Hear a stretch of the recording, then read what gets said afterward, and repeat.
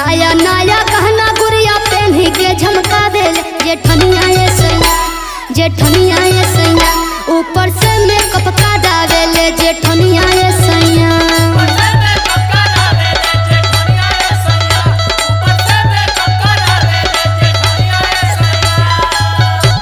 अरे बाप रे बाप, तोरो कौनो कान भर दलस का? कान ना, ठंडी के दिन आ गइल बा, एगो भैसलिनो लिया के देले बड़ा। अरे सुना सुना का बोलो? ये हमके लगा था कि परकसवा और परकसवा वो अपने ते ऐसा ही कुछ दिन भर चौडरा मारन, लेकिन हमरो मेहरारू के बिगाड़ी दी है। सुना पहले तू बात हमार सुना। हाँ बोलो। तू का सोचलू कि हम तोरे बारे में ना सोचीला? अरे तू ना सोचेला ना, तबे तो कहत नहीं। अरे तोहरे ही बारे में हम दिन रात सोचत सोचत ऐसन हो गली। सुना